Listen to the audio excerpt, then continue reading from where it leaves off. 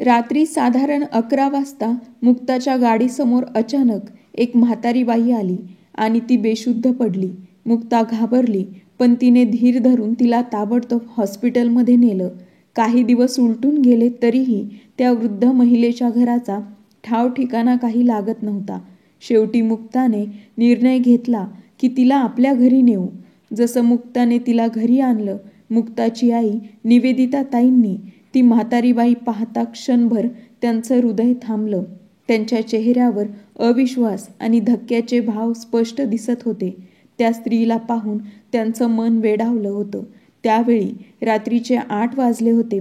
निवेदिता ताई डायनिंग टेबलजवळ बसून मुक्ताची वाट पाहत होत्या. घड्याळाच्या काट्यासोबत त्यांची चिंता वाढत चालली होती. मुक्ताचा काहीच पत्ता नव्हता. फोन तर कितीतरी वेळा ट्राय केला, पण तिचा फोन लागतच नव्हता. बाहेर भयंकर वादळ आणि मुसळधार पाऊस सुरू होता. हे देवा, माझी मुलगी कुठे अडकली असेल? तिला काही त्रास तर झाला नसेल ना? असे विचार मनात येताच त्यांचे डोळे पाणावले. त्यांनी तात्काळ देवासमोर हात जोडले. हे देवा, माझ्या मुलीची रक्षा कर. ती सुखरूप घरी परत येऊ दे. डोळ्यातून अश्रू वाहत होते आणि मन अस्वस्थ होतं. मुक्ता डॉक्टर होती आणि मुंबईच्या एका मोठ्या हॉस्पिटलमध्ये इंटर्नशिप करत होती. ती रोज 10च्या आसपास घरी यायची, पण आज रविवार असल्याने ती झोपडपट्टीतल्या गरिबांवर मोफत उपचार करण्यासाठी गेली होती. 8च्या आत ती नेहमी घरी यायची, पण आज अजूनपर्यंत आली नव्हती. शिवाय तिने फोन करून उशीर होणार असल्याचंही कळवलं नाही. निवेदिता ताई देवघरातून बाहेर आल्या आणि पुन्हा खिडकीतून बाहेर डोकावून पाहू लागल्या. पण मुसळधार पावसामुळे काहीच दिसत नव्हतं. त्यांची चिंता अजून वाढत चालली होती. त्यांनी पुन्हा एकदा मुक्ताला फोन ट्राय केला, पण यावेळीही फोन लागत नव्हता. आजचा पाऊस फार जोराचा आहे. कदाचित पावसामुळे ती कुठेतरी थांबली असेल, त्यांनी स्वतःला समजावलं. पण मनातून वाईट विचार काही केल्या जात नव्हते. त्यांनी काळजीने घरभर फेरफटका मारायला सुरुवात केली. तेवढ्यात दरवाजावर जोरात टकटक झाली. दरवाजा उघडला तर समोर मुक्ता उभी होती. निवेदिता ताईंच्या तोंडातून शब्द निघायच्या आधीच मुक्ता त्यांच्या गळ्यात पडली. आई, घाबरू नकोस, मी ठीक आहे.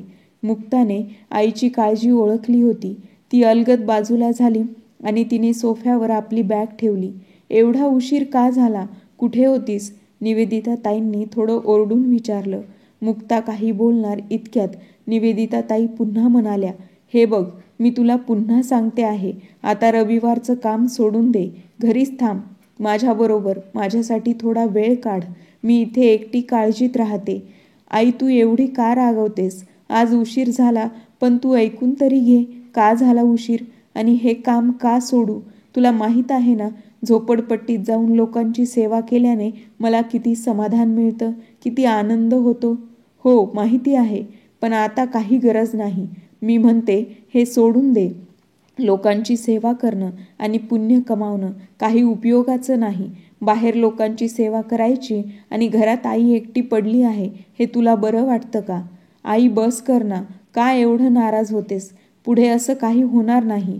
आणि आज उशीर झाला नसता, पण मी असा कसा विश्वास ठेवू? तुला इथून पुढे उशीर होणार नाही आणि तुझ्यावर का विश्वास ठेवू? आई, तू माझं ऐकून घेतलंस तर तुला सगळं समजेल. मग मला काही सांगायची गरजच भासणार नाही. उलट तूच म्हणशील, बाळा, तू खूप चांगलं काम करत आहेस आणि मला घरात बसायला अजिबात सांगणार नाहीस. हे ऐकून निवेदिता ताई गप्प बसल्या. मुक्ता म्हणाली, आई, मी फ्रेश होऊन येते, मग सगळं सांगते. मुक्ता फ्रेश होऊन आली.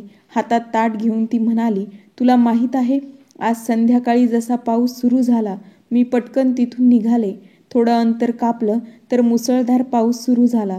रस्त्यावर शुकशुकाट होता. मी गाडी थोड्या वेगात चालवत होते आणि अचानक एक वृद्ध महिला माझ्या गाडीसमोर आली. पहिल्यांदा वाटलं की ती कदाचित गाडीखाली आली असेल, पण गाडी थांबवून बाहेर येऊन पाहिलं तर ती बेशुद्ध पडली होती. मग काय झालं? शुद्ध आली का? निवेदिता ताईंनी घाईने विचारलं. हो, शुद्ध आली, पण त्या काही बोलण्याच्या स्थितीत नव्हत्या.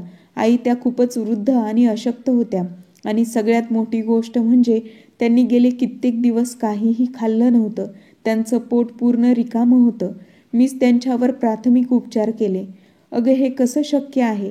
एवढ्या मोठ्या वयाच्या व्यक्तीने काही खाल्लं नसेल तर त्यांची अवस्था किती गंभीर असेल. आई, म्हणूनच त्या अशा पडल्या होत्या. मला काळजी वाटते. त्या कोण आहेत आणि कुठून आल्या आहेत? तुला काय वाटतं? त्या भटकंती करत होत्या का? आई, मला खरंच माहिती नाही, पण उद्या पुन्हा हॉस्पिटलमध्ये जाऊन त्यांची तब्येत तपासते. जर त्यांना तिथे ठेवलं नाही तर माझ्या हॉस्पिटलमध्ये दाखल करते. निवेदिताताईंनी डोकं हलवत तिचं ऐकलं. त्यांचं मनही थोडं शांत झालं, पण विचारांच्या वादळाने त्यांना पुन्हा बेचैन केलं. ठीक आहे मुक्ता, आणि हो, त्यांना विचार की त्या कोण आहेत आणि कुठे राहतात. मग त्यांना त्यांच्या घरी सुखरूप सोडून ये. हो आई, त्यांना त्यांच्या घरी सुखरूप पोहोचवणार. मुक्ताने एक घास तोंडात टाकत शांतपणे उत्तर दिलं. एका क्षणासाठी सगळं काही थांबल्यासारखं झालं. आई आणि लेक दोघीही गप्प जेवू लागल्या. जेवता जेवता निवेदिताताईंच्या चेहऱ्यावर विचारमग्न भाव दिसू लागले. काय झालं आई? तू काय विचार करतेस? हेच ना, की त्या वृद्ध महिला कोण आहेत, ज्या एवढ्या मुसळधार पावसात रस्त्यावर भटकत होत्या? सगळ्यात मोठी गोष्ट म्हणजे कितीतरी दिवस त्यांचं पोट भरलं नसेल. कोण आहेत त्या? कुठून आल्या असतील? तू डॉक्टर आहेस की माइंड रीडर? आई, सध्या मी फक्त डॉक्टर आहे, पण तुझ्या बाबतीत मी दोन्हीही आहे. तू इतक्या गोष्टींचा विचार करतेस की तुला काही सांगायला मन करत नाही. उद्या त्यांना शुद्ध येईल तेव्हा विचारेन. जिथं त्यांचं ठिकाण असेल तिथं पोहोचवेन. पण आता तरी तू शांतपणे जेवण कर. मुक्ता हे बोलत असतानाच निवेदिताताईंनी पुन्हा बोलायला सुरुवात केली. बस कर आता, विषय बदलूया. काही वेळापूर्वीच तू म्हणालीस की आपल्या दोघींसाठी थोडा वेळ हवा आहे, आणि आता तू याच गोष्टीवर ठाम झालीस. एवढी रात्र झाली आहे, पण तू एकदाही विचारलं नाहीस की माझा दिवस कसा गेला, कसे होते आजचे पेशंट. अगं मुक्ता, हे तर मी रोजच विचारते, पण आजचं प्रकरण वेगळं आहे, विचार करण्यासारखं आहे, असं म्हणत निवेदिताताई पुन्हा विचारमग्न झाल्या. ठीक आहे, आता तू जास्त विचार करू नकोस. बाहेर खूप पाऊस पडतोय, तुला लगेच सर्दी होते. मी हळद घालून दूध गरम करते, आपण दोघी एकत्र पिऊया. मुक्ता, तुला माहीत आहे ना, मला हळद घातलेलं दूध अजिबात आवडत नाही. त्यामुळे तू हळद घातलेलं पी, मला साधं दूध दे. तू काय म्हणालीस? मला नीट ऐकू आलं नाही, मुक्ता म्हणाली. पण मला माहीत आहे मी काय म्हणाले ते. तुझ्या लक्षात आहे. मी सांगितलं तेच तुला करावं लागेल. तू माझी मुलगी आहेस, माझं ऐकावंच लागेल. सारखी स्वतःचे नियम लावतेस आणि मला मात्र ऐकावं लागतं. दोघी मायलेकींच्या गोड भांडणात फोन वाजला. बघ, तुझ्या लाडक्या मुलीचा फोन आलाय. आता माझ्याऐवजी तिचं ऐक. अगं आधी फोन तरी उचल. हॅलो ताई. अगं मी फक्त सांगणार होते की. मुक्ताच्या मोठ्या बहिणीने बोलणं पूर्ण करण्याआधीच मुक्ता म्हणाली. हेच ना, की पाऊस खूप पडतोय, आईला थंडी पटकन वाजते, तिची काळजी घे, हळद घातलेलं दूध दे, औषधं वेळेवर दे. ती स्वतःची कधीच औषधं वेळेवर घेत नाही, हेच सांगणार होतीस ना तू? त्यावर राधिका म्हणाली. अगं मी तर विसरूनच जाते की माझी छोटी बहीण डॉक्टर आहे. तिला काही सांगण्याची गरजच नाही. ताई, मी विचार करते तुझ्यासाठी काही औषधं लिहून देऊ का? कोणती औषधं आणि कशासाठी? मी तर ठणठणीत आहे, पण तुझ्या लक्षात राहत नाही म्हणून. दिवसेंदिवस तुझी स्मरणशक्ती कमी होत चालली आहे म्हणून. अच्छा, म्हणजे आता तू मला विसरभोळं म्हणतेस. देवाची कृपा समज की तू माझ्यासमोर नाही, नाहीतर चांगलाच मार खाल्ला असतास. अगदी तसाच जसा लहानपणी मी तुझ्याकडून खात होते, त्याहूनही जास्त. चल गप्प बस आता. मी ती लहान मुलगी नाही राहिली, तुझ्याकडून मार खाईल. हे ऐकताच दोघी बहिणी खळखळून हसू लागल्या. अच्छा, आता आईशी बोल. निवेदिताताईंनी फोन घेतला आणि म्हणाल्या. हा बाळा, बोल आई, तुझी काळजी घे. अगं राधिका, मी बरी आहे, आणि तुझी ही बहीण आहे ना, ती मला काहीही होऊ देणार नाही. तू कशी आहेस? घरात सगळे व्यवस्थित आहेत ना? राहुल कसा आहे आणि आपले जावई बापू? सगळे ठीक आहेत आई, आणि तुलाही व्यवस्थित राहायला हवं. तुझ्याशिवाय आम्हा बहिणींचं दुसरं कोण आहे? अगं मला काहीही होणार नाही, आणि आता खूप उशीर झाला आहे. फोन ठेव. मुक्ताला उद्या सकाळी हॉस्पिटलला जायचं आहे. हो आई, असं म्हणून दोघींनीही फोन ठेवला. तोपर्यंत मुक्ता 2 ग्लास हळदीचं दूध घेऊन आली. एक स्वतःसाठी आणि दुसरा आईसाठी. दोघींनीही ते मिळून दूध पिलं आणि 5-10 मिनिटं टीव्ही पाहिला. मग आपल्या खोलीत झोपायला गेल्या. झोपता झोपता निवेदिता ताई म्हणाल्या, मुक्ता, उद्या जसं त्या वृद्ध महिलेला शुद्ध येईल तेव्हा तिचं नाव आणि पत्ता विचारून त्यांच्या घरी सुखरूप पोहोचवतोय. तुला माझ्यावर विश्वासच नाही का? असं असतं तर मी त्यांना हॉस्पिटलला आणलंच नसतं. आता गुपचूप झोप. सगळ्या जगाचा विचार करण्यासाठी तू बसलीस. मुक्ता ओरडून बोलल्यावर निवेदिता ताईंनी ब्लँकेट तोंडावर ओढून घेतलं आणि गप्प झोपल्या. बाहेर अजूनही मुसळधार पाऊस पडत होता. मुक्ता तिच्या मोबाईलमध्ये व्यस्त झाली.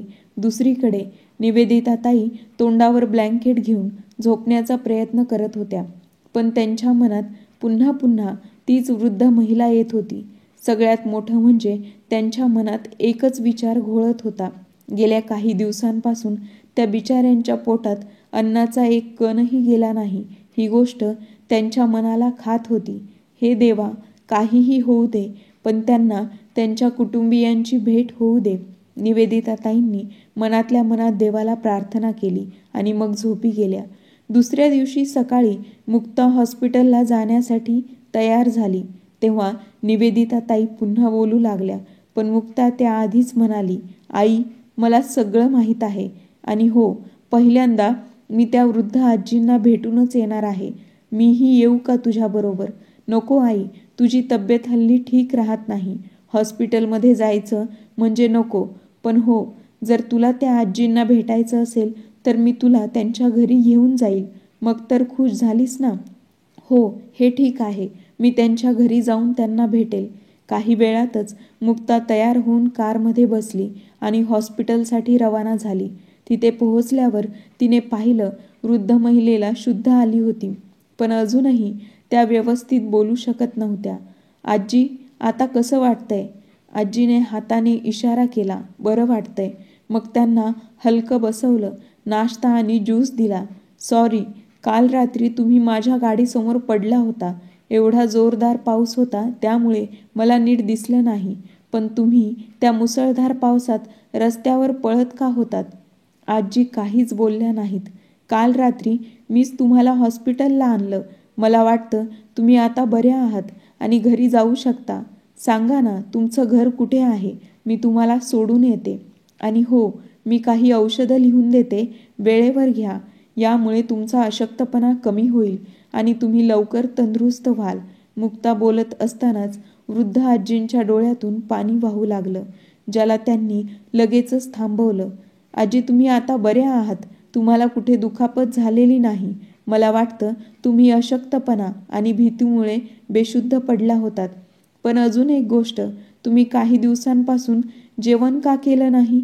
या वयात तुम्ही कोणतं व्रत करत होतात का? पुन्हा एकदा वृद्ध आजी काहीच बोलल्या नाहीत. मुक्ता स्वतःशीच विचार करू लागली. आजी बोलत नाहीत. कदाचित त्यांना वाटतं मी त्यांचा उपवास सोडायला लावेन. मग तिने मनातल्या मनात चिडून विचार केला, या महिला स्वतःच्या तब्येतीकडे दुर्लक्ष करून सगळ्यांसाठी उपवास करत बसणार, सगळ्यांचा विचार करतील. पण स्वतःचं काय? यांना स्वतःसाठी वेळच नसतो. बघा, आता वय झालंय, शरीर अशक्त झालंय, पण नाही, उपवास करणं गरजेचं आहे आणि विचारल्यावर हे सांगतही नाहीत. मुक्ता डोकं हलवत राहिली आणि पुन्हा आजींना विचारलं, अच्छा, तुमचं घर कुठे आहे? तुम्ही कुठे राहता? तुमच्या घरात कोण आहे? सांगा ना, मी त्यांना फोन करून बोलावते किंवा तुम्हाला स्वतः घरी सोडते. मुक्ताचं बोलणं ऐकून वृद्ध आजींच्या डोळ्यातून आता अश्रू ओघळायला लागले. काय झालं? तुम्ही का रडताय? मी तुम्हाला तुमच्या घरी सोडते. माझ्यावर विश्वास नाही का? आजीने हलकं हो म्हणून मान हलवली. मग पटकन सांगा, तुम्ही कुठे राहता? आजी हळू आवाजात म्हणाल्या, मंदिराजवळ राहते. इथून थोडं दूर आहे. अच्छा, ठीक आहे. चला मग माझ्याबरोबर. मुक्ताने त्या वृद्ध आजींचा हात धरला आणि त्यांना गाडीत बसवलं. ती आजींना सांगितलेल्या रस्त्याने निघाली. काही अंतर गेल्यानंतर आजीने एका मंदिराकडे इशारा केला. हां आजी, इथून पुढे कुठल्या गल्लीत तुमचं घर आहे? मी तुम्हाला तिथे सोडते. मी जाते बाळा. पण आजी, तुम्ही पुन्हा पडलात तर तुमच्या घरच्यांना माझ्यावर राग येईल. लवकर सांगा कुठे राहता तुम्ही यावेळी. आजीने सांगितलं, मी थोडा वेळ मंदिरातच थांबणार आहे, नंतर घरी जाईन. तू तुझ्या कामावर जा, तुला उशीर होईल. मुक्ताला खरंच उशीर होत होता. तिने आजींना मंदिराच्या प्रांगणात बसवलं आणि गाडीत बसून हॉस्पिटलला रवाना झाली. वाटेत जाताना मुक्ताने आपल्या आईला फोन केला. आई, आजी व्यवस्थित आहेत. मी त्यांना सुखरूप मंदिराजवळ सोडलं आहे. हे ऐकून निवेदिताताई आनंदित झाल्या. 2-3 दिवसानंतर मुक्ता पुन्हा त्याच रस्त्यावरून जात होती. तिच्या मनात विचार आला, त्या वृद्ध आजींना पाहूयात, कदाचित त्या मंदिरात असतील. त्यांची तब्येत कशी आहे बघून येते. ती मंदिराजवळ थांबली. त्याच वेळी आजीने मुक्ताला पाहिलं आणि लपायचा प्रयत्न केला, पण अचानक त्यांचा पाय घसरला आणि त्या जोराने खाली पडल्या. त्यांचा आवाज ऐकून मंदिरातील पुजारी धावत आले आणि त्यांना उठवू लागले. तोपर्यंत मुक्ता देखील तिथे पोहोचली. काय झालं? तुम्ही का पडलात? तुम्हाला होत नसेल तर मंदिरात काय येता? पूजा घरी बसूनही करता येते ना. घरी आराम करायला हवा. त्यावर पुजारी म्हणाले, घर तर असायला हवं ना बाळा. हे मंदिरच त्यांचं घर आहे. त्या इथेच राहतात. हे ऐकून मुक्ताला धक्का बसला. तिचं आश्चर्य व्यक्त होत होतं आणि आजी लाजून इकडे तिकडे पाहू लागल्या. आता मुक्ताला कळलं की हॉस्पिटलमध्ये त्यांचं कोणी का आलं नाही आणि का कोणी त्यांची चौकशी केली नाही. तिच्या मनात त्या आजींबद्दल जाणून घेण्याची उत्सुकता निर्माण झाली. पण पंडितजी, यांचं काहीतरी ठिकाण असणारच ना. पुजारी म्हणाले, होतं, पण आता नाही. त्यांचा मुलगा आणि सून परदेशात राहतात. जे त्यांच्या घरात राहतात ते त्यांना सांभाळायला तयार नाहीत. त्यामुळे गेल्या काही दिवसांपासून त्या इथेच राहतात. देवाचा प्रसाद खातात आणि मंदिरातच रात्री झोपतात. बाळा, मला यापेक्षा जास्त काही माहिती नाही. तुला अजून काही विचारायचं असेल तर या आजींनाच विचार. हे ऐकून मुक्ता खूप गंभीर झाली आणि थोडी भावूक झाली, पण तिने त्या आजींना जाणवू दिलं नाही. ती तिथून थोडी दूर जाऊन विचार करू लागली, कदाचित खरंच यांचं कोणी नाही, नाहीतर आत्तापर्यंत कोणी ना कोणी आलं असतं. मुक्ता अस्वस्थ झाली. काय करू? यांना माझ्या घरी नेऊ का? तिने तात्काळ आपल्या आईला फोन केला, पण निवेदिताताईंनी फोन उचलला नाही. तेव्हा मुक्ताने काहीही विचार न करता त्या वृद्ध महिलेचा हात धरला आणि म्हणाली, चला माझ्या घरी जाऊया. वाटेत त्या आजी मुक्ताकडे कृतज्ञतेने पाहत होत्या. काय झालं आजी? तुम्ही मला असं का बघत आहात? मुक्ताने विचारलं. वृद्ध महिला भावूक होऊन म्हणाल्या, खूप आनंदी राहा बाळा. खूप मोठी प्रगती कर. तुझ्या आईवडिलांचं नाव मोठं कर. असं म्हणत त्यांनी मुक्ताच्या डोक्यावर प्रेमाने हात ठेवला. त्यांचा तो स्पर्श इतका आपलेपणाचा होता की मुक्ताला असं वाटलं जणू त्यांचं आणि तिचं कोणतं तरी खूप खास नातं आहे. खरंच कोणत्या नात्याने जोडले गेले आहेत आपण. मुक्ताला त्यांच्याबद्दल विचारावंसं वाटलं, पण तिने विचारलं नाही. कदाचित विचारल्यामुळे त्यांना वाईट वाटेल असा विचार करून ती गप्प राहिली. त्या वृद्ध महिलेने थोड्या हळुवार आवाजात विचारलं, पण तुझ्या घरी कोणाला त्रास झाला तर? त्यांना काहीही त्रास होणार नाही आजी. तुम्ही चिंता करू नका. मुक्ता म्हणाली, बाळा तुझं नाव काय आहे आणि तुझ्या घरात कोण कोण राहतं? माझं नाव मुक्ता आहे. आमच्या घरी मी, माझी आई आणि माझ्या 2 बहिणी आहेत. त्या दोघींचं लग्न झाले. भाऊ नाही. आणि तुझे बाबा? ते खूप वर्षांपूर्वी स्वर्गवासी झाले. पण तू सांग, तुझ्या पायाला काय झालं? तू व्यवस्थित चालू शकत नाही. कुठे लागलं आहे का? नाही आजी, मला पोलिओ आहे. आई सांगते मी खूप छोटी असताना मला पोलिओ झाला होता. हे ऐकून वृद्ध महिला म्हणाल्या, देव चांगल्या लोकांनाच कधी कधी त्रास देतो. त्यांचं बोलणं ऐकून मुक्ता हलकंसं स्मित हास्य करत म्हणाली, असं वाटतं का तुम्हाला आजी? आजी गप्प झाल्या. मुक्तांना विचारलं, काय झालं? तुम्ही काय विचार करताय? म्हणजे तुझ्या आईने एकटीने तुम्हा तिघींना वाढवलं आणि शिकवलं? हो आजी, मुक्ताने हसत उत्तर दिलं. तुझी आई खूपच धाडसी वाटते. हो, ती आहेच. असं बोलत बोलत त्याने रस्ता पार केला आणि अखेर मुक्ता घरी पोहोचली. तिने दरवाजा उघडला, पण पाहिलं तर घराला कुलूप होतं. आई कदाचित बाहेर गेली असेल असा विचार करत तिने स्वतःजवळची चावी काढली आणि दरवाजा उघडला. आजींना सोफ्यावर बसायला सांगून ती स्वयंपाकघरात गेली. त्यांच्यासाठी एक ग्लास पाणी घेऊन आली आणि म्हणाली, चहा घेणार का? आजीने चहा नको असं सांगितल्यावर मुक्ताने त्यांच्यासाठी पटकन नाश्ता बनवला आणि त्यांना औषध दिलं. औषध घेतल्यावर आजींना झोप आली होती. मुक्ता त्यांना गेस्ट रूममध्ये घेऊन गेली. पलंगावर झोपवलं आणि त्यांच्या अंगावर पांघरून घालून शांतपणे त्यांना बघत राहिली.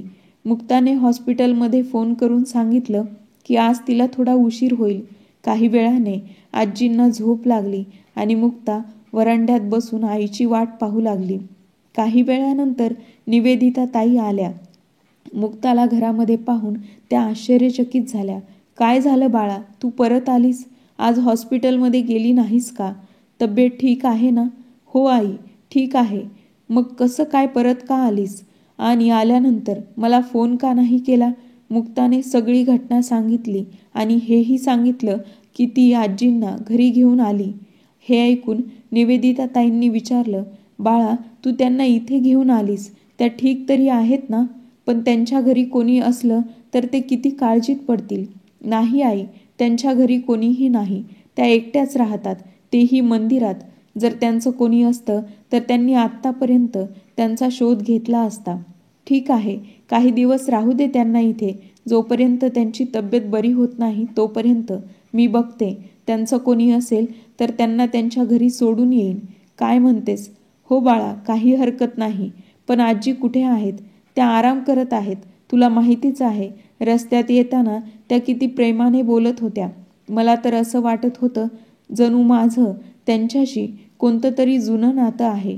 तुला सगळ्यांशी नातं जाणवतं कारण तू चांगली आहेस. नाहीतर आजच्या जमान्यात लोक आपल्या जवळच्या लोकांशी सुद्धा नातं राखत नाहीत. अनोळखी लोकांबाबत तर दूरच. तुझं बरोबर आहे आई, पण आता मी निघते. आजी उठल्यानंतर त्यांच्याशी बोल आणि त्यांना सांग मी संध्याकाळी येईन. ठीक आहे बाळा. मुक्ता निघून गेली. निवेदिता ताईंनी दरवाजा हळूच उघडला आणि वृद्ध महिलेला पाहिलं. त्या ब्लँकेट तोंडावर घेऊन झोपल्या होत्या. निवेदिता ताईंनी त्यांना उठवणे योग्य समजलं नाही म्हणून दरवाजा बंद करून त्या बाहेर आल्या. काही वेळ वाट पाहिल्यानंतर त्यांनी विचार केला, आता त्यांच्यासाठी काहीतरी साधं जेवण बनवते. मीही खाईन आणि त्यांनाही खायला घालीन. त्या स्वयंपाकघरात गेल्या आणि पटापट जेवण तयार केलं. पण आजी अजूनही उठल्या नव्हत्या. निवेदिता ताईंनी विचार केला, त्यांना उठवते. अनोळखी जागा आहे म्हणून कदाचित त्या खोलीतून बाहेर येत नसतील. जेवल्यानंतर त्यांना बरं वाटेल. त्यांनी दरवाजा उघडला आणि ब्लँकेट बाजूला केलं. आजी उठा, जेवण करून घ्या. मी मुक्ताची आई आहे. तुम्ही बऱ्या आहात ना? असं म्हणत निवेदिता ताईंनी ब्लँकेट बाजूला केलं आणि त्यांच्या दंडाला धरून त्यांना उठवून बसवलं. पण जसं त्या आजींचा चेहरा पाहिला त्यांचं तोंड उघडच राहिलं. डोळे मोठे झाले. त्या वृद्ध महिला काही बोलायचा प्रयत्न करत होत्या पण त्यांना बोलणं जमत नव्हतं. दुसरीकडे निवेदिता ताईंच्या डोळ्यातून अश्रू ओघळू लागले. तुम्ही इथे कशा? कसं झालं हे? घरातले सगळे कुठे आहेत? बाकीचे कसे आहेत? निवेदिता ताईंचं बोलणं ऐकून वृद्ध महिलेच्या डोळ्यातून अश्रू वाहू लागले. त्या जोरजोराने रडू लागल्या आणि त्यांचा हा आक्रोश संपूर्ण खोलीत भरून राहिला. त्या वृद्ध महिला दुसरं कोणी नसून निवेदिता ताईंच्या सासूबाई कौशल्याबाई होत्या. आई, तुम्ही आणि अशा अवस्थेत कसं? घरातले सगळे कुठे आहेत? कौशल्या आजी मोठमोठ्याने हुंदके देऊ लागल्या. काय झालं आई, सांगा ना. तुम्ही का रडत आहात? सुनबाई, तुझा तळतळाट लागला. सगळं माझ्या कर्माचं फळ मिळालं आहे. तुझ्याबरोबर जे आम्ही केलं त्याचं फळ देवाने मला जिवंत असताना दिलं. आई, तुम्ही हे काय बोलत आहात? सरळ सरळ स्पष्ट सांगा, काय झालं? काय सांगू सुनबाई आणि किती सांगू? सगळ्यांनी मला घरातून काढून फेकून दिलं. कुणालाही मला ठेवून घ्यायचं नाही. खरं बोलतात लोक, आपल्या कर्माचं फळ याच जन्मात भोगावं लागतं. ज्या मुलास सुनेसाठी सगळं काही केलं, चुकीचं बरोबर कशाचाही विचार केला नाही, त्यांनीच माझी अशी अवस्था केली आहे. असं बोलून आजींच्या डोळ्यातून अश्रू वाहू लागले आणि तिथेच अनुराधाताईंच्या डोळ्यासमोर जुन्या आठवणी ताज्या होऊ लागल्या. जुन्या फोटोप्रमाणे एक एक क्षण त्यांच्यासमोर येऊ लागला. निवेदिता ताईंचं नुकतंच नवीन लग्न झालं होतं. त्यांचे पती सुहासराव सरकारी शाळेमध्ये शिक्षक होते. 3 जाऊबाईंपैकी निवेदिता ताई सगळ्यात छोट्या सुनबाई होत्या. त्या गरीब कुटुंबातून आल्या होत्या आणि राहिलेल्या त्यांच्या दोन्हीही जाऊबाई खूप मोठ्या श्रीमंत कुटुंबातल्या होत्या आणि सासूबाई कौशल्याताई या गोष्टीवरून निवेदिताताईंना नेहमी टोमणे देत असत. माहीत नाही कोणत्या गरीब फकीर खानदानातली सून भेटली आहे. निवेदिताताईंनी कधी उलट उत्तर देण्याचा प्रयत्न केला असला तरी दोन्ही जाऊबाई सासूबाईंच्या मदतीने तिला अजून चिडवून ठेवत होत्या आणि मग तिघीही मिळून निवेदिताताईंना खूप काही ऐकवत होत्या. सणासुदीला दोन्ही जाऊबाईंच्या माहेरवरून भरपूर सामान येत असत, तर निवेदिताताईंच्या माहेरवरून फार थोडं येत असे. कधी कधी काहीच येत नव्हतं. त्यामुळे भरपूर ऐकवलं जात होतं. कितीतरी वेळा निवेदिताताईंनी विरोध करण्याचा प्रयत्न केला, पण नवऱ्याने सांगितलं, आईसमोर बोलू नकोस, आणि निवेदिताताई मन मारून राहत होत्या. त्यांना आठवतं जेव्हा पहिली मुलगी झाली तेव्हा सासूबाईंनी किती तोंड वाकडं केलं होतं. त्या नातवासाठी वाट पाहत होत्या आणि नात झाली होती. ही तर हिच्या माहेरच्या वळणावर गेली आहे. आमच्या खानदानामध्ये सर्वांना पहिला मुलगा झाला आहे. एवढंच नव्हे तर घरातल्या पाळीव प्राण्यांना पण, आणि हिला मुलगी झाली आहे. तेव्हा निवेदिताताईंना खूप रडू आलं होतं, पण त्यांनी सगळं सहन केलं. पण ज्यावेळी निवेदिताताईंना दुसरी मुलगी झाली तेव्हा तर दुःखाचा डोंगर कोसळला होता. कौशल्याताई निवेदिताताईंना व्यवस्थित खायला प्यायलाही देत नव्हत्या आणि करून आपल्या मुलाचे कानही भरू लागल्या. या सुनेपासून मला नातू भेटणार नाही, तू दुसरं लग्न कर. आता तर जाऊबाई पण टोमणे मारू लागल्या, तुला मुलगा नाही, तू निपुत्र आहेस.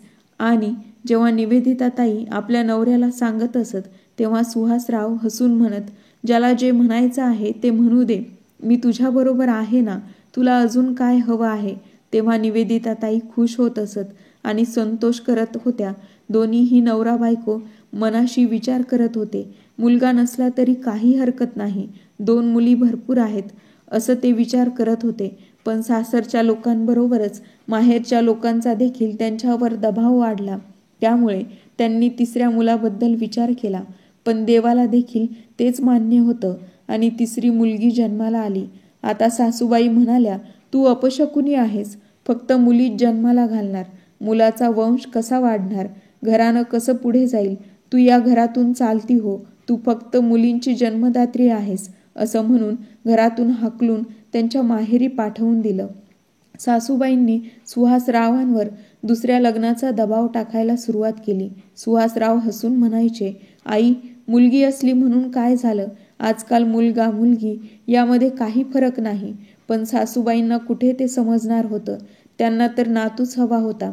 दररोज त्यांच्याच गजरात त्या बसल्या होत्या, नातू पाहिजे, नातू पाहिजे. एका संध्याकाळी जोरदार पाऊस पडत होता. निवेदिताताईंचे पती कामानिमित्त बाहेर गेले होते. घरी परत येताना पावसामुळे त्यांचा ॲक्सिडेंट झाला आणि जागेवरच त्यांचा मृत्यू झाला. निवेदिताताईंच्या आयुष्यात दुःखाचं पर्व उचललं. काय करावं काय नको ते त्यांना समजतच नव्हतं. पण त्यांच्या नवऱ्याच्या सरकारी नोकरीमुळे त्यांना अनुकंपा तत्वावर शिक्षिकेची नोकरी मिळाली. तरी सासरचे लोक त्यांना सहन करत नव्हते. ते म्हणायचे, ही नोकरी त्यांच्या दोन्हीही दिरांपैकी एकाला मिळावी. निवेदिताताई हट्ट करून म्हणाल्या, माझ्या मुली आहेत, मी त्यांचं पालन पोषण कसं करणार, मला नोकरी करायची आहे आणि मी करणारच. यामुळे तिच्या दोन्हीही दिरांनी आणि जाऊबाईंनी कौशल्याताईंना खूप भडकवलं आणि एकत्र येऊन निवेदिताताईंना घरातून बाहेर काढण्यासाठी त्यांच्यावर दबाव आणला. निवेदिताताई रडत विनवण्या करत होत्या, मी 3 मुलींना घेऊन कुठे जाऊ, माझ्या माहेरी कोणाचा आधार नाही, मला काही नको, फक्त राहण्यासाठी एक घर द्या. पण कोणीही त्यांचं ऐकलं नाही. त्यावेळी निवेदिताताईंनी कौशल्याताईंचे पाय पकडले आणि म्हणाल्या, आई, तुम्ही माझ्या सासूबाई आहात, माझ्या मुलींच्या आजी आहात, कमीत कमी तुम्ही समजून घ्या. मी 3ही मुलींना घेऊन कुठे जाऊ, मला संपत्ती नाही, मी काहीच नाही मागत, फक्त डोक्यावर एक छत पाहिजे, तिथे मी आणि माझ्या मुली राहू, त्यातच त्यांचं पालन करीन.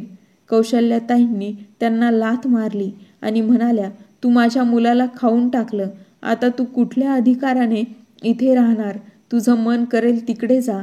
आणि जर मुलींना सांभाळायचं नाही तर एवढ्या मुलींना जन्माला का घातलं, जा फेकून दे किंवा मारून टाक. जेव्हा कुणीही निवेदिताताईंना घरात ठेवायला तयार झाले नाही तेव्हा त्या आपल्या तीनही मुलींना घेऊन घरातून निघाल्या. जमीन, संपत्ती, घर काहीच हातात नाही. अगदी एक वेळचं जेवण सुद्धा कुणी त्यांना दिलं नाही. निवेदिताताईंना काही समजत नव्हतं. काय करावं, कुठे जावं. त्या असहाय्य झाल्या होत्या. पण त्याच वेळी शाळेचे प्रिन्सिपलने विचारलं आणि रडत त्यांनी सगळी हकीकत सांगितली. सगळी हकीकत ऐकून त्यांचंही मन भरून आलं. काही हरकत नाही, तुम्ही काही दिवस शाळेतच राहा. जेव्हा घराची व्यवस्था होईल तेव्हा तुम्ही जाऊ शकता, असं शाळेच्या प्रिन्सिपलांनी सांगितलं. मग निवेदिताताई आपल्या तिन्ही मुलींना घेऊन त्याच शाळेत राहू लागल्या जिथे त्या शिकवत होत्या. पण याच दरम्यान त्यांच्या छोट्या मुलीची तब्येत खराब झाली. त्या डॉक्टरांकडे गेल्या आणि तिथेच त्यांना समजलं की तिच्या पायाला पोलिओ झाला आहे. खूप उपचार केले, आराम मिळाला, पण पाय पूर्णपणे बरा झाला नाही. त्यामुळे ती व्यवस्थित चालू शकत नव्हती. शाळेमध्ये त्या चांगल्या प्रकारे राहू लागल्या, पण लोक आणि इतर शिक्षक त्या दोघांविषयी चेष्टा करू लागले. त्याच दिवशी निवेदिताताईंना समजलं की फक्त बाईच बाईची शत्रू नसते, तर पुरुषही मोठे शत्रू होऊ शकतात. आशा आणि अपमानाच्या त्या भरात त्यांनी एक खोली भाड्याने घेतली आणि तिथेच राहू लागल्या.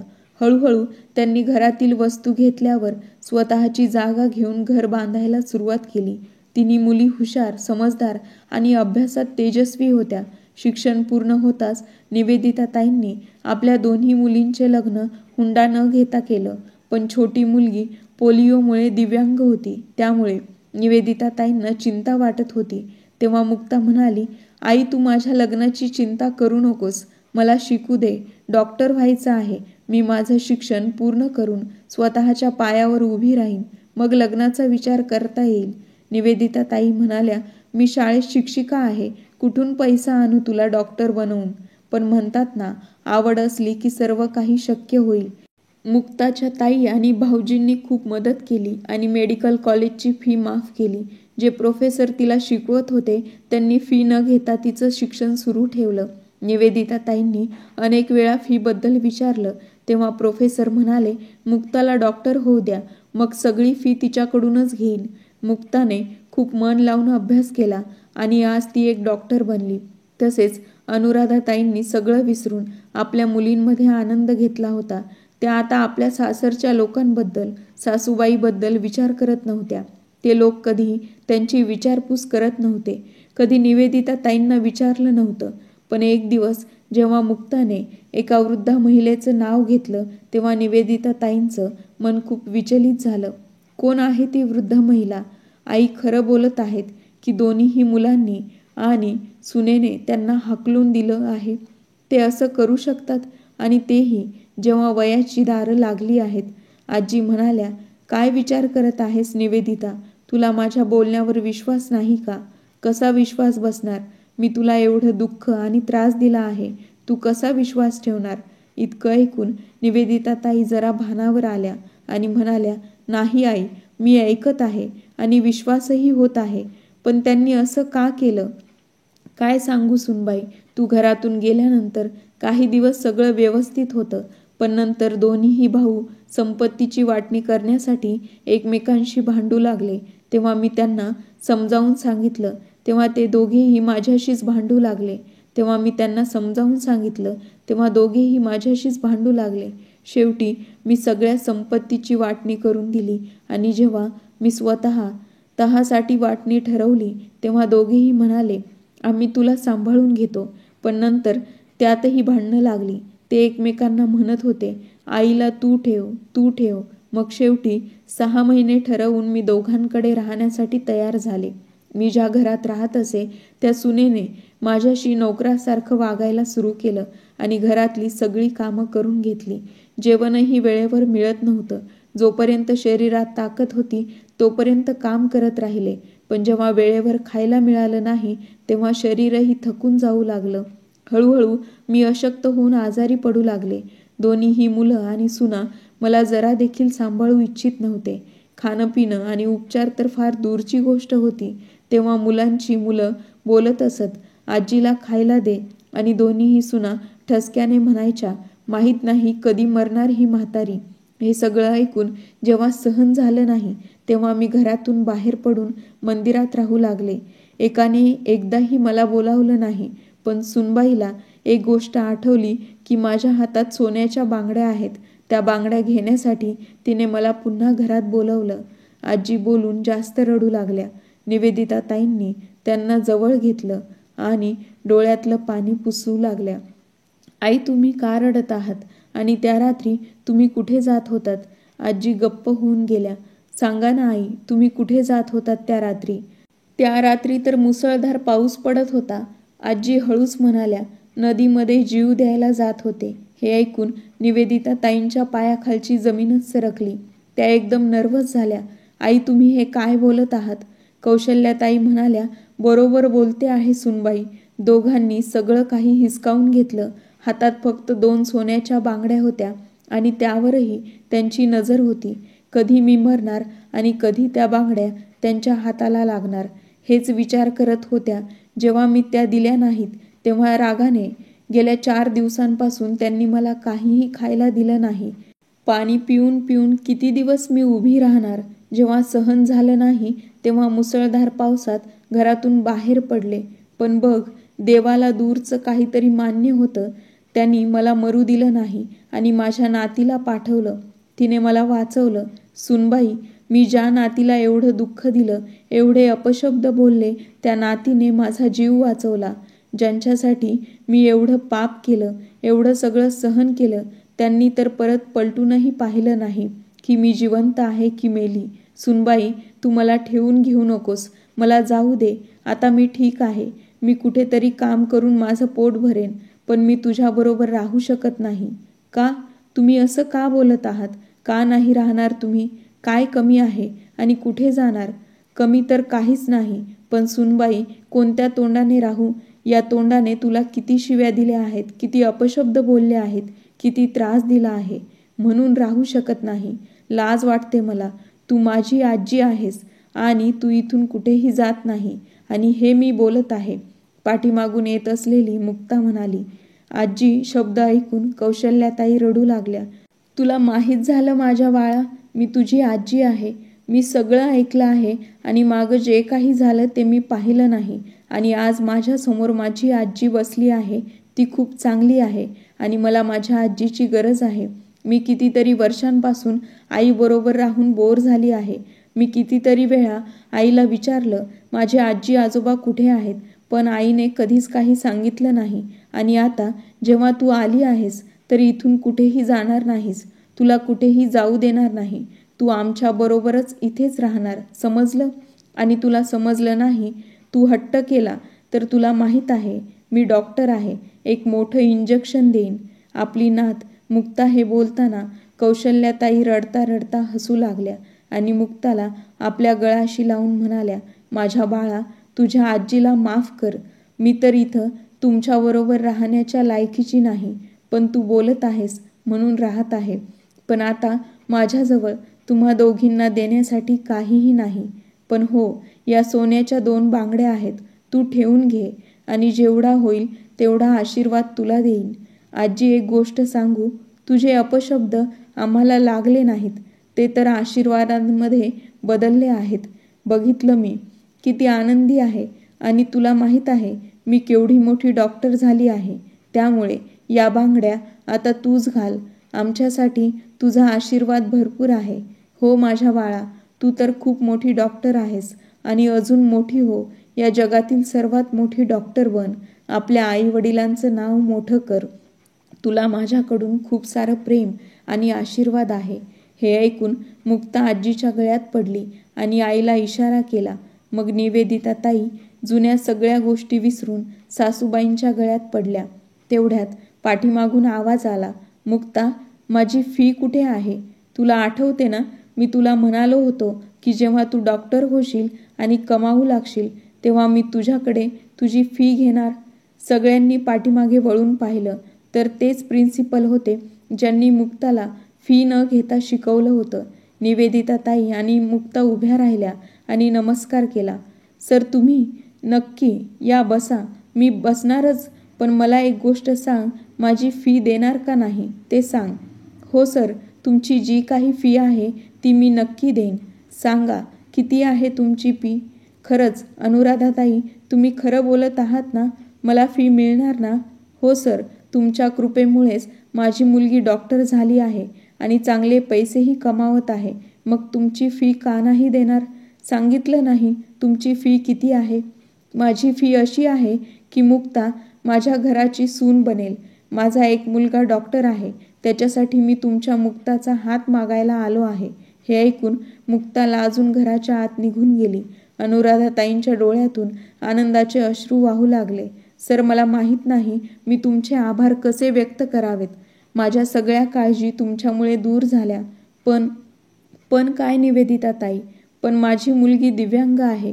तुमचा मुलगा. निवेदिताताई अजून बोलणार होत्या त्याआधीच प्रोफेसर म्हणाले, तुम्ही काय बोलत आहात? मला आणि माझ्या मुलाला, आम्हा दोघांनाही मुक्ता खूप आवडते आणि तिचं दिव्यांग असणं आमच्यासाठी काहीही अडचण नाही. जर तुम्ही हो म्हणत असाल तर पंडिताला भेटून लवकर साखरपुडा आणि लग्नाचा शुभ मुहूर्त काढूया. निवेदिताताई हसत म्हणाल्या, हो सर, शुभ कामाला उशीर का करायचा? निवेदिताताई, तुम्ही मला प्रोफेसर नाही तर दादा म्हणा. हे ऐकून सगळे हसू लागले. त्याच वेळी मुक्ता चहा नाश्ता घेऊन आतून आली. तिने सर्वांना नमस्कार केला आणि आशीर्वाद घेतला. दुसऱ्या दिवशी पंडितजी आले आणि साखरपुडा आणि लग्नाचा शुभ मुहूर्त काढला. 1 महिन्यानंतरचा मुहूर्त ठरला. खूपच धूमधडाक्यात मुक्ताचं लग्न झालं आणि ती आपल्या सासरी गेली. पण जाता जाता ती आपल्या डॉक्टर नवऱ्याला म्हणाली, माझ्या आईला आम्ही बहिणींशिवाय दुसरं कोणी नाही आणि मी माझ्या सासरी माझ्या सासू सासऱ्यांसोबत माझ्या आईची काळजी घेईन. आता तर वृद्ध आजीही आहेत, त्यांचीही काळजी घ्यावी लागणार. नवरा हसत म्हणाला, फक्त तुझी आई नाही, आपली आई, आपली आजी आणि अजून एक गोष्ट, तू एकटी नाहीस. आपण दोघं मिळून त्यांची काळजी घेऊया. हे ऐकून मुक्ता खूप खुश झाली आणि आपल्या नवऱ्याच्या गळ्यात पडली. कथा आवडली असेल तर लाईक आणि शेअर करायला विसरू नका आणि चॅनलला सबस्क्राईब करायला विसरू नका. भेटूया नवीन एका व्हिडिओमध्ये नवीन एका कथेसह.